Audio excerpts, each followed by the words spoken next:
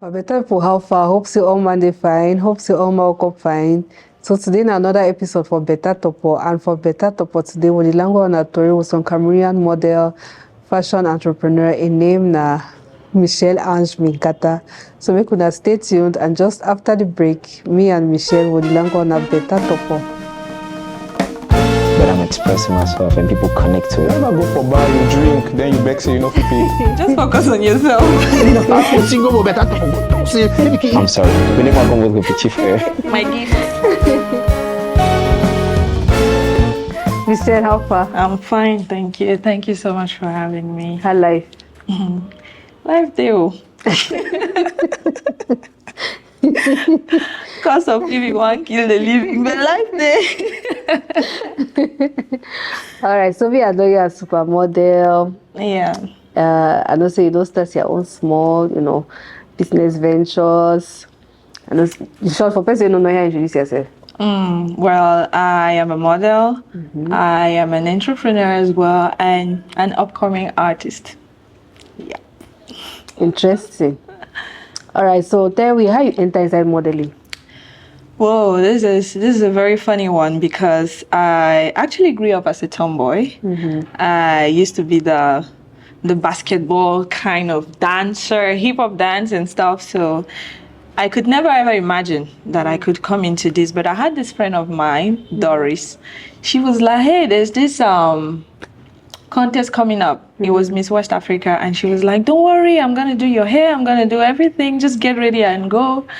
And it's true that I was very reluctant because I was like, there is no way I'm going to be seen at this kind of thing. But I eventually went and I came up first runner-up. And that's how I was like, okay, with this little, sprinkle of masculine energy, I can win something, then I can definitely go for more. And that's how I ventured into Miss Cameroon and everything that followed after. So tell me about Miss Cameroon, because you be Miss Cameroon 2017. Yeah. But then for the competition, now you be win. Yes. So other person will be declared winner, and then after a while, we can see the talk say no, the new Miss Cameroon this. So controversy be plenty around that. So tell me about how it happened. Yeah, it was one hell of a journey. But I actually represented the Southwest region for the finals at Miss Cameroon, and at the end of the contest, I was 4th runner-up. And as the top 5, 4th runner-up, 3rd, 2nd, 1st, and the winner, we continued to work with the committee, going for charity works. And I remember at the time there was a derailment of the railways. Rest in peace to all those who passed away. Okay, the second incident. Yeah, exactly. And we had to go do charity work at the hospitals and everything. And at that point, there was already a lot of situations going on between the person who was the current Miss Cameroon at that time with the committee because of contract breach, if I can say it like that. And eventually, a few months later, she had to go for Miss World, and there were still a lot of issues, a lot of things which led to her, the committee making the decision of her not being there anymore. Now, how do I come in play?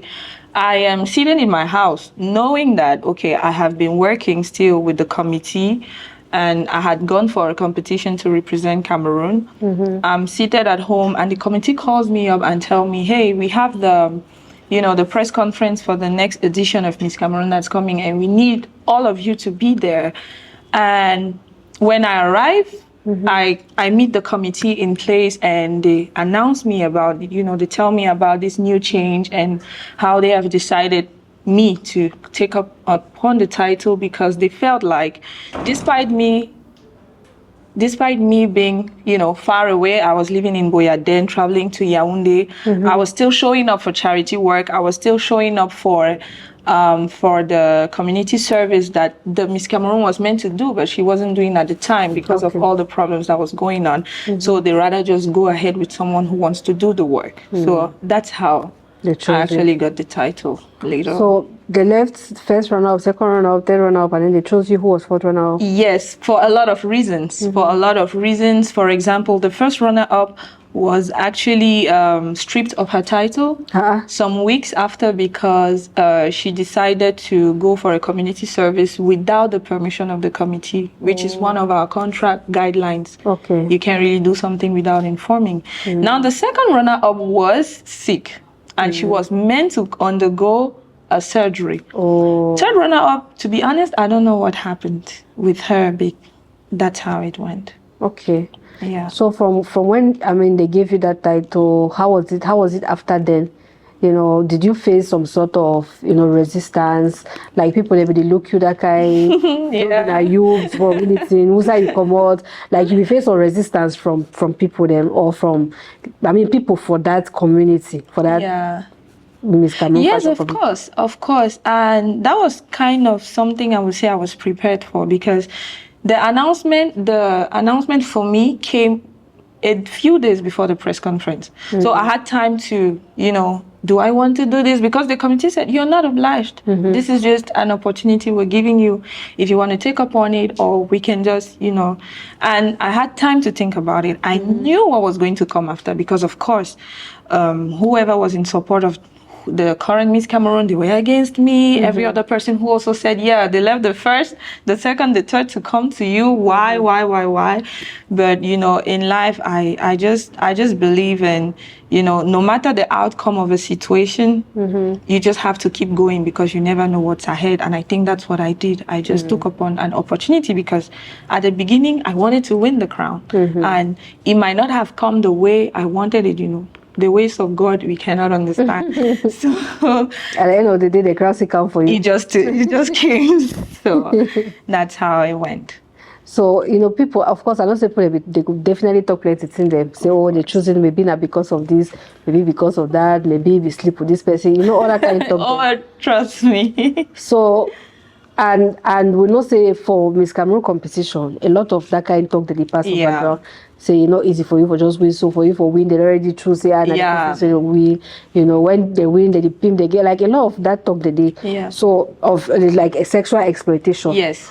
So you experienced any of that kind of thing during the time we did for the competition? It was very, very difficult by then, because I was young. I think I was 20 years old. And these are things that I usually just maybe see on TV or I hear about. And for once, I was, you know, facing the problem. But thank God, I had amazing family and friends around to help me keep myself grounded. So I was able to, you know, not let it get into my head, because at some point you really, really quite feel bad, because I had this experience once where I had to go for Miss World, and I had a sponsor tell me that, hey, if you want us to do this for you, meet me at this hotel by 6. So, and the days were rushing, the days were coming, and you're telling yourself, like, if this is the only things around, like, how am I going to do? How am I going to be able to give, like, the best representation? Because people only see when you're there, but they don't know really what, you know, you're going through behind the scenes. So it was kind of hard, but I thank God that I actually saw myself through it. So, for example, we'll talk about this Miss World we don't mention. So when you go for Miss World, now you sponsor yourself. Because I think Miss World, you represent Cameroon. Now, usually the Miss Cameroon, they go for Miss World now. Yes. Okay, so how, now you sponsor yourself for the... Okay, from my own personal experience, normally as Miss Cameroon, you're designed to go for Miss World, the committee is supposed to. Supposed to.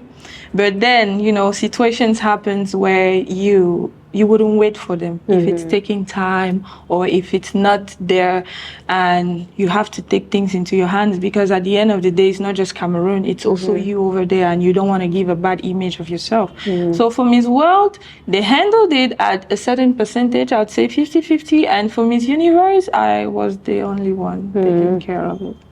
Oh, wow. Yeah. So it really be difficult, and pressure actually really they get sponsors there for raise money for, so all that costume they want to wear, and so it's a lot of money, it's a lot of talking, it's a lot of preparations. It takes really, really a lot, and this is an opportunity for me to tell the girls, if you want to go into pageantry, you really need to stand strong.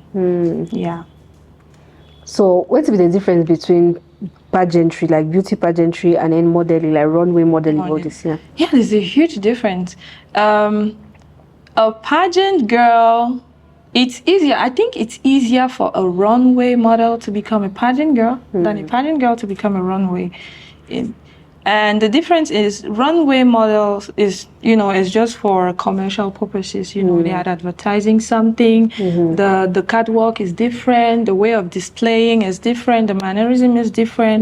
Meanwhile, for pageantry, is more about, representing yourself, your, what you believe in, what are your convictions, what are you striving for, and how you want to inspire other people who are looking at you.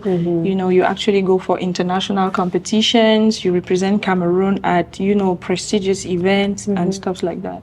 Yeah. So, like, as we don't ever lost any opportunity, like any maybe job, because say you deny certain sexual advances from some person. Yes, of course. Some sponsorships for the competitions, a lot. I would say that I had to do a lot by myself because obviously I would not give in, because I believe this is like a cycle. If you start, you will never stop. So till when are you going to do that in order to aspire to the higher level? So yeah, I lost a lot.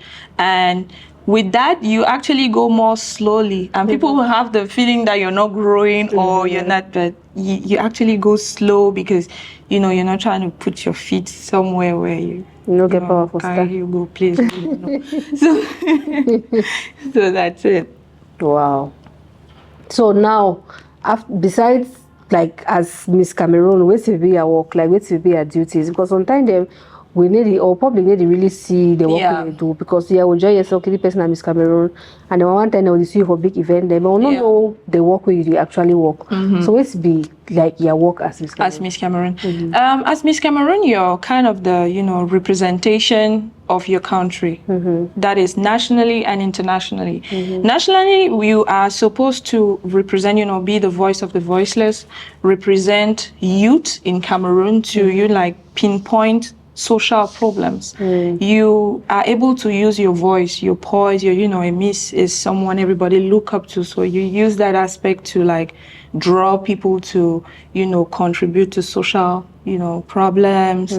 You could be the voice of a charity or organizations that are trying to create awareness around something. It's a little bit like a brand ambassadorship kind of work. But if you have charity. Exactly, but for charity, it could be beyond that. But the principal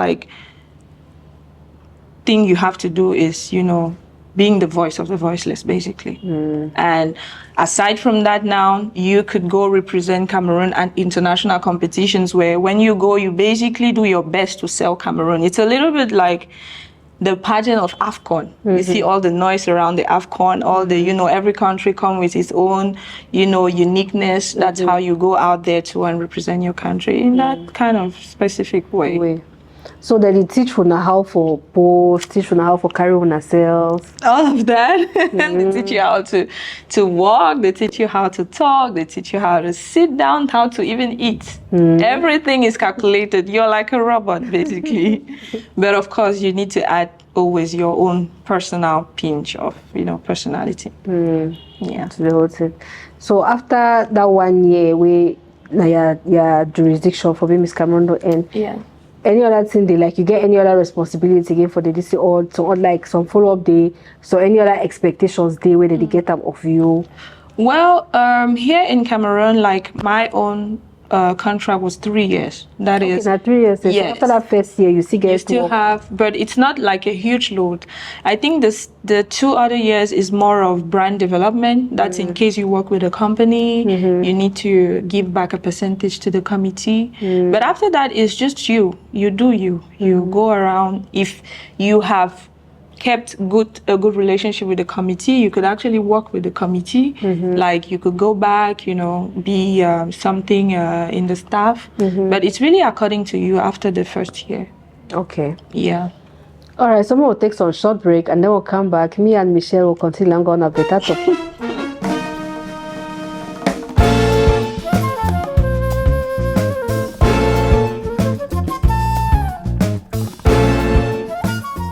Okay, so how life be there for you after Miss Cameroon? Like the fact say be Miss Cameroon, it be add some feathers for your cap, it be give you some weight where you be fit do all that thing. How life be there for you after that? I would say very difficult.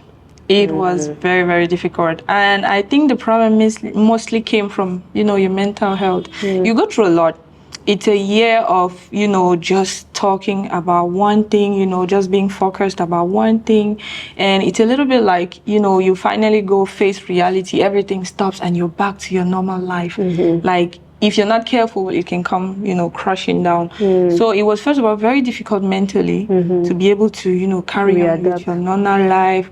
And the next problem that sets in is, what next? What are you going to do next? Like, for 1 year, I had this, I had a purpose, I had this thing I was doing. So what next? And like I always say, you will always suffer from this little imposter syndrome, and it can really get you very weak. But I, like I said before, I think I have a great circle of friends and my family members. I was able to, you know, keep myself grounded and figure out real quick, like, because it's very hard to bump back and, you know, start from yourself, you know. So, wow, it's a lot. oh, so I mean, after that, what you will do? Like, I don't say you don't launch your own platform. So tell me about them. So after that, like, what you decide for venture into? Okay, so after that, I continued into modeling. You know, I still had brand ambassadorship deals, but most importantly, I created a platform too as well for upcoming beauty queens, because I've been there and I saw how difficult it was to, you know, get ready. Is it mentally, physically, and even financially? So I created Angels and Queens, which is basically a platform where helping upcoming beauty queens, you know, to prepare themselves for national and even international competitions. Wow. So how did it go? How Angels and Queens did go? Everything is going amazing. We had the first edition last year, and I'm still seeing how to come about the next editions to come, because again, like I said, I want to, you know, really give, because I know how hard it is. So it's coming up good, and hopefully the second edition will be coming up soon. Yes. So, like, for people the way they want enter, and I want to first address parents. Oh, okay. So if any parent the way they watch it and you get to a picky way, you get talents, you know, or we like beauty pageantry, and he to say he want enter inside the thing, what's the advice you give them? Because I know say plenty parents when they look at it, they just fear say so very, very dangerous thing. I know if you send my picking for day, you know, color, you know, the kind of thing they hear about them, you know. So what's the advice for parents the way they want, or where they are picking them, they get that kind of passion? Well, my parents did not take it very well for me at first. My mom was very reluctant about it. I grew up in a Christian home. And then, you know, years back, we had a very, you know, superficial idea of beauty pageants. But I think she actually trusted me. And that is the advice that I would like to give to parents who have kids who are interested into this field. It's trust, basically. And most importantly, support, because it's hard for a child or anyone in this world to do something without the support of their parents. And if you feel like, if you see, because clearly if your child shows interest in a field, you would likely see if the child has the talent to do it or not. So I'll just tell parents to really trust and support their kids in that. In whatever they choose to do. Wow. And what about young girls, the way they want to enter inside beauty pageantry? Which advice you give them? You have to be very careful. You have to be very careful. It's a sea full of sharks. It's a sea full of, you know, it's a lot. The entertainment world is not, it's not as rosy as it seems. So you have to be very careful, and you have to, most importantly, put God first. It's very important. The rest, once you do that, He will do the rest. He will take the wheel. So it's very important. Wow. And then what about the other people? They feel say they need to take the high road, not be high road, they need to take the fast road or the shortcuts. You know, some person come for you now, so make advances. You feel say, okay, I don't get my sponsor. I just, you know, what about that kind of people? The way they feel saying that the only thing that the only way that way they figure about that. You know, at the end of the day, everybody has where they want to go to. Everybody has their own aspirations, and everybody, I don't know, have think they have their way of going about it. You can't really tell someone how to do something. But what I would likely say is it's a cycle. It's a cycle. It's something that if you start, you never stop. It's like an addiction. It's like, it's not different from a drug addiction. Is you will do it today, you will do it tomorrow, and you'll just keep doing it. And at the end of the day, you will likely not even see the results of it. Because something that you've not obtained from hard work, you wouldn't really feel the satisfaction from it. You wouldn't really feel the genuine, kind of, ooh, I was here and I'm here now, kind of it. You wouldn't feel it. So, and that's the best feeling in the world, by the way. So it's up to you. Everybody has their own choice. Even God gave us choice to choose between life and death. So, yeah. Wow. So, I mean, you still there inside the entertainment industry, you still do commercial modeling. Yeah. You still do brand ambassadorship, you still influence for brands. Yes. And all of that. So now you are inside music. Tell me about your music. Clarisse.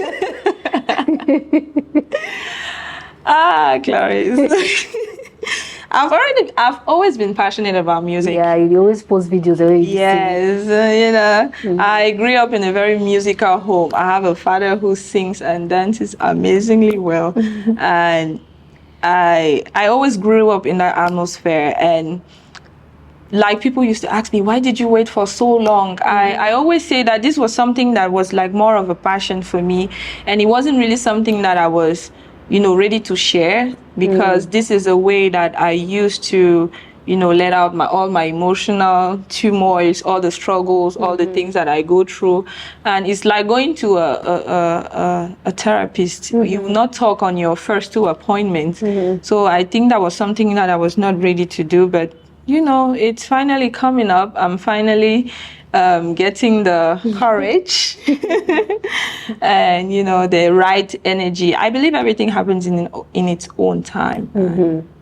Well, I'm ready to go now. Interesting. So let's ask about beauty pageantry. I say you get age, because some people they talk say when you don't reach a certain age, for example, modeling no be acting again, or beauty pageantry no be acting again. So you get age restrictions. Before, I used to have age restrictions, but lately they have been making some few changes to be able to incorporate everybody. Well, before, it had those restrictions because they believe that if you're a mom, you wouldn't really be able to take upon your duties, because this is something that asks you to be there 24/7. You have to stop school, you have to stop whatever job you're doing to, fully concentrate yourself on this duty that you have to do for a whole year. So before, there was a restriction, but now it's open. It's really open to a certain age. But usually, I think the saying of it has age, it comes from the fact that at some point you want to build a family, you want to settle down, you want to get married and have kids, and so it's kind of down now. Restrictions. Yeah. Okay. All right, so we'll take some short break and then we'll come back. Me and Michelle will continue on a better topic.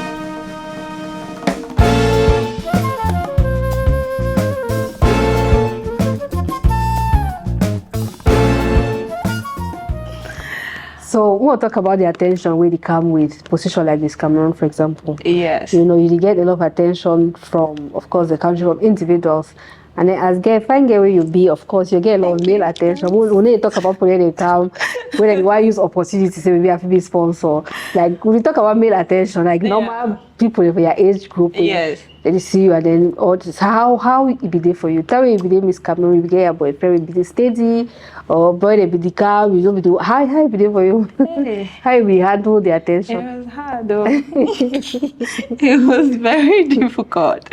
Then I had just broken up with my then boyfriend because he was not really supportive of whatever I was doing. He felt like, okay, being under the spotlight, he doesn't want a girl or, a woman in his life that would be under the spotlight. So it was very difficult. You don't know who approaches you for the right reasons, who approaches you in order to have you as a trophy, who approaches, people that, especially men, are not very genuine when they approach you. So it was hard. It's still hard till today. So where if I get? Pay you.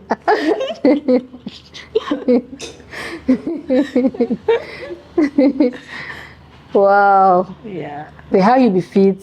you know, because I know sometimes the way a lot of girls they define themselves, so like fine girls, for example, some of them, a lot of times they get the tags, say they follow, they sleep around, not just because they don't know when person come, they don't know how to talk. Sometimes some people they don't know how to talk, maybe no. They don't know how to know whether they want correct, the one are the right person or not. So when person come, they agree, and then when it is spoiled, they move on. They move on. Obviously. They spoil, they move on. Spoil, they move on. You want to see yellow and maybe they get follow like 4 or 5 people. More. You know, say it maybe the original intention not be now follow plenty people. Of course. But it just happen because he find himself for that kind of situation. So for be able to say, okay, I don't know who, like, which advice do you give for girls for know how for make that kind of decision? For no one person be genuine, whether might just be me, like, especially when person in for that kind of position, your advice is say, maybe better just focus on the work for that period. Nah, you go do whether innocent or which one go serious or which one not serious. I'd say the same thing that I tell myself every morning. Just focus on yourself. You should just focus on yourself and just focus your thing, because the right person will come at the right time and when you even least expect it. Yeah, I believe so. There is no other formula. It's very hard. It's really, really hard as a human being to be able to disable, you know, somebody else's intentions. Because trust me, there are guys who will come with all the, I love you, I want a relationship, blah, blah, blah. And then after some months, he disappears. After some week, he disappears. So it's easy to come across people who pretend. Because a guy can actually pretend for months, for years even. I've seen situations. But, you know, just focus on yourself. Just be you and just focus on yourself. Lovely lie. All right, so guess what gift for you? Oh, I like gifts. And then I come better for the get your own gifts. Oh, thank you. Yes. Lipstick. You don't show your gifts. My gifts. So yeah, that's a gift for you. So I mean, tell me what next? What's more expect waiting from Michele? From now on, it's gonna be Minkata first of all. Okay. And it's gonna be music.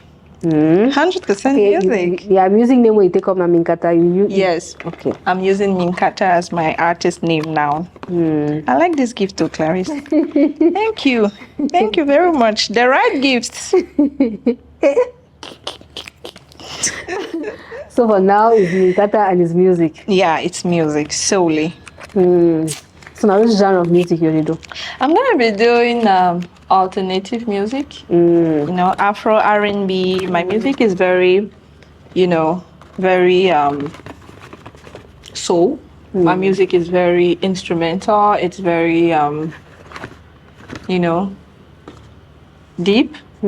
So, as a start, that's basically what I think people should be expecting from me. Okay. Yeah. Will you wait for your first single to come on? On the 1st of March. Hey.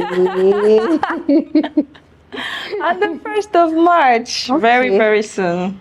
Okay, so the wait down. Yeah. I wish you the best for all your adventures there. Thank you so much. Thank you for the time we don't spend our way from Thank you. Thank you so much. Thank you for having me.